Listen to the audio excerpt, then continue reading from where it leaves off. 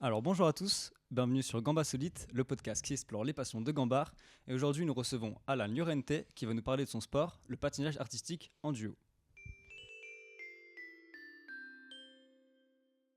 Alan, tu as 18 ans, tu es en 3BS1, tu habites à Fribourg et tu es SAF en patinage artistique en duo. Alors dis-nous, comment ça va? Bah ça va très bien quoi. Stressé pour le TM et pour toutes les choses que j'ai à faire, mais sinon ça va très bien. Alors on va commencer directement. D'où te vient cette passion pour le patinage artistique? Bah déjà pas de famille, je suis le premier à en faire, donc je dirais que c'est un peu du au hasard quoi. Et puis, depuis combien de temps est-ce que tu pratiques cette passion? 18 moins, ça doit faire depuis mes 6 ans, donc 12 ans à peu près. Et où est-ce que tu la pratiques? Compliqué parce que ma partenaire elle est neuchâteloise, mais on s'entraîne entre la patinoire de Neuchâtel, de Chaux-de-Fonds et de Fribourg principalement. Et est-ce que tu peux nous dire combien de temps en général ça dure un entraînement? Les plus longs, 2 heures, 2 heures et demie sur glace non-stop, ça dépend si la patinoire est très froide. Et sinon, les plus courts, 45 minutes quand même. Et est-ce que tu pratiques toute l'année? Ouais, c'est la saison techniquement, elle commence en septembre et elle se finit vers, dépendant des catégories, entre décembre et janvier. Mais à l'intersaison, on prépare déjà les programmes de l'année prochaine. Donc là, en fait, on est en pleine préparation. Et est-ce que des fois il y a des problèmes d'agenda, par exemple avec les clubs de hockey locaux? Toujours, bah, ici, Gauthieron, à Fribourg, ils ont vraiment beaucoup de poids parce que ils ont quand même pas mal de fric et le fric, ça a beaucoup à voir là-dedans. Donc oui, les horaires qu'ils donnent aux plus petits clubs d'artistique c'est assez compliqué à mettre en place, ouais. Et concrètement ça ressemble à quoi un entraînement qui est hors saison? Bah, en dehors des entraînements, il y a déjà tout ce qui est préparation de la musique. On doit choisir les musiques pour les programmes, on doit les couper. Bon, ça, c'est plutôt les coachs qui s'en occupent, mais des fois, on aide. Et puis, on teste des nouvelles choses. Donc, c'est un peu crash test. On se pète beaucoup plus la gueule à l'intersaison que pendant la saison. Et la saison, justement, c'est plus répétitif, plus tac-tac, on répète tout le temps les trucs, quoi. Et puis, qu'est-ce qui t'a fait choisir le patin en duo et pas du patin en solo? Euh, un concours de circonstances, je dirais. J'ai fait du solo pendant beaucoup de temps et en même temps, il y a eu une mauvaise saison. J'ai failli faire un burn-out parce que je faisais trop. En même temps, il y a eu notre coach à Fribourg qui est parti, qui a été sur Lausanne et bon, je ne pouvais pas le suivre. Et en même temps, il y a le coach national de danse sur glace, Cédric Pernet, qui m'a contacté pour que je fasse un essai. Et bon, au début, ça m'intéressait pas trop, mais en fait, j'en ai fait un autre et un autre, et puis finalement, ben, je me suis lancé dedans, quoi. Et en quoi consiste exactement le patinage artistique et dans ton cas en duo du coup? L'artistique, c'est surtout, bon, toujours au niveau musical, c'est très important.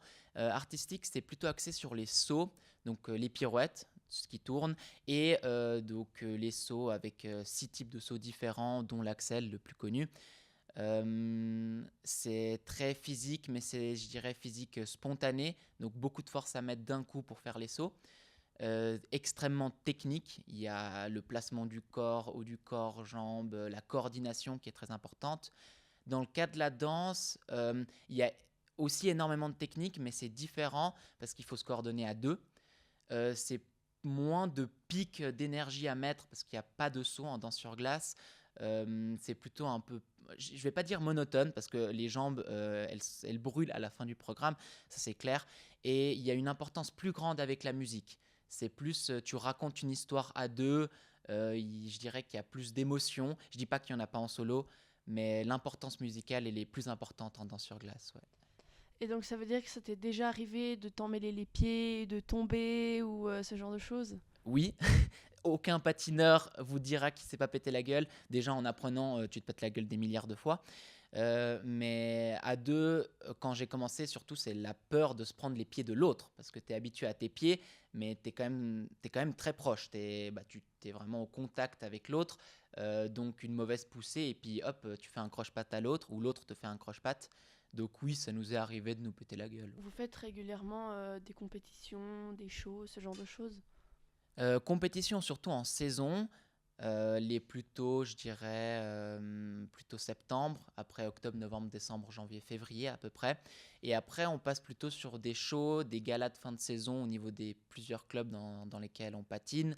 Et ouais, on n'est pas vraiment payé, même si certains clubs, des fois, ils nous offrent un petit quelque chose et ça nous fait vraiment plaisir. Donc voilà, c'est un peu plus le côté fun, le fin de saison. As-tu besoin de patins spéciaux pour pratiquer ton sport? Oui, absolument.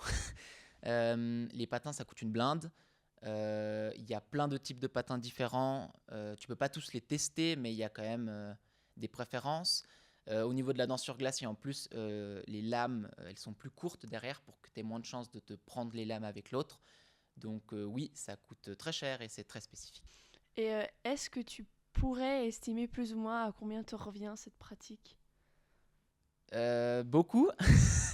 Une saison, dépendant de combien tu fais de cours privés qui coûtent aussi une blinde et des compétitions, etc., ça peut facile revenir à 15 000, 20 000 balles. Ouais. À l'année ou au Ouais, moins? à l'année. À Ouais. l'année, ok. Et puis comment est-ce que tu gères les potentielles mésententes qu'il y a avec ta partenaire, par exemple juste avant une compétition? Euh, je dirais qu'on a très peu de mésententes, premièrement. J'ai beaucoup de chance à ce niveau-là, on s'entend vraiment très bien. Et au niveau des compétitions, c'est vraiment un truc que tu fais à deux. C'est aussi un des avantages en fait de faire un sport d'équipe, parce que même si on n'est que deux, je considère qu'on est vraiment une équipe.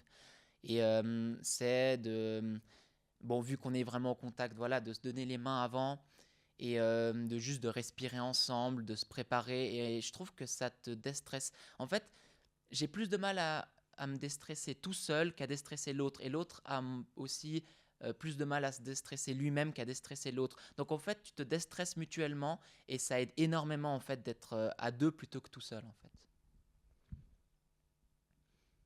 Alors, du coup, ça revient un peu, mais comment tu gères le stress avant une compétition? Bon, euh, déjà tout ce qui est technique de respiration, de visualisation avant la compétition, de se dire on va aller sur glace, on va aller faire ça, on va faire ça, on va faire comme ça. Un bon planning, même si je ne suis pas connu pour être extrêmement organisé, il faut quand même un minimum être là, pas trop tôt, je dirais aussi, être là à l'heure, mais trop tôt, ça te stresse. Et puis, voilà quoi, juste surtout ne pas te dire que tu dois pas ne pas être stressé. Tu dois te dire, ok, je suis stressé, mais j'accepte ce stress et je vais faire avec. Et puis ça aide aussi beaucoup, je trouve.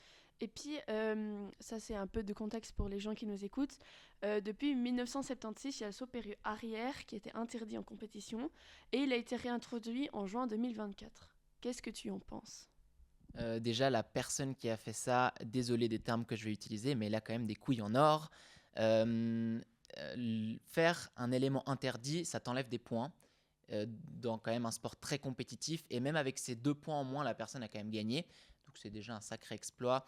C'était interdit parce que c'était dangereux, ce qui est compréhensible. Tu as de la glace, tu n'as pas des matelas, tu te tapes sur la nuque, c'est ciao. Il y a même eu des graves accidents, ce qui du coup a causé le bannissement d'un élément comme ça. Ils l'ont réintroduit, mais ils ne donnent aucun point sur celui-ci. Donc ils font en sorte que les gens ne soient pas obligés de le faire et qu'ils ne les poussent pas à les faire. Si tu le fais, c'est à tes risques et périls et tu y gagnes rien. Mais au moins, les gens qui veulent le faire pour impressionner la galerie à des compétitions importantes, ils peuvent. Donc finalement, je trouve que c'est plutôt bien en fait. Comment tu gères ta récupération physique après un entraînement? Souvent, pas très bien. En fait, c'est quand même un sport exigeant et puis du coup, il faut quand même être un minimum professionnel. Donc tout ce qui est étirement, bien boire, prendre un petit truc à manger pour la récupération musculaire, c'est important. Mais si je suis totalement honnête, on le fait pas toujours. Des fois, tu vas en voiture et puis après tu te couches, tu vas au lit et puis hop là, et puis le lendemain tu travailles avec des courbatures. Mais c'est la vie. Et puis comment est-ce que tu arrives à équilibrer la partie scolaire de ta vie avec cette partie très sportive?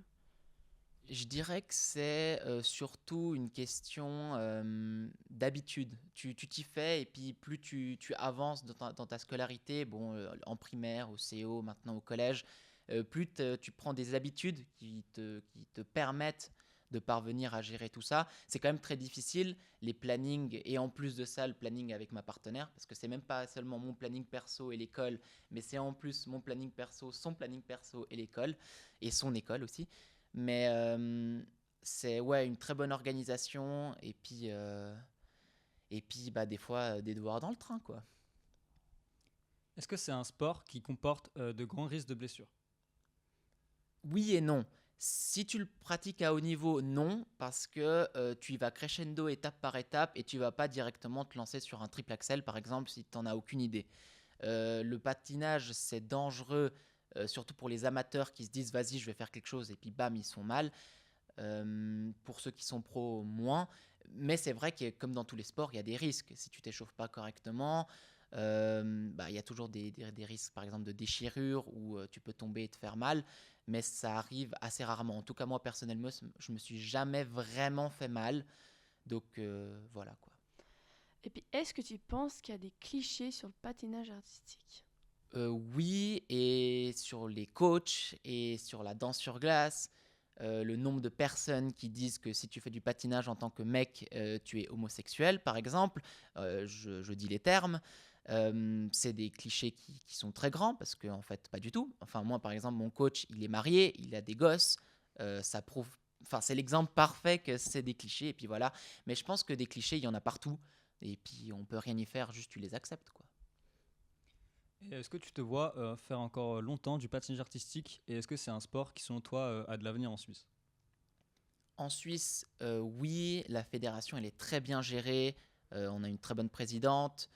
Très bon conseil technique et je pense que ça va continuer à se développer. Et puis il y a vraiment, par exemple cette année c'est assez historique, mais on a eu des personnes qui ont participé au championnat du monde junior dans toutes les catégories, ce qui a été une première suisse. J'espère ne pas dire de conneries en tout cas. Donc en Suisse, je pense que oui, il y a de l'avenir. Après moi personnellement, c'est compliqué parce qu'après le collège, il y a l'uni, il y a gérer tout ça conjointement. Je dirais plutôt que je vis saison après saison. C'est déjà assez compliqué comme ça. Et puis pour le futur à long terme, on verra quand ça viendra. Et puis, merci de nous avoir accordé ton temps. Pas de quoi. Alors très bien, cet épisode de Combat Solide il touche maintenant à sa fin. On se retrouvera pour un prochain épisode avec Esteban Pochard de la 3F2 qui nous parlera du beatmaking.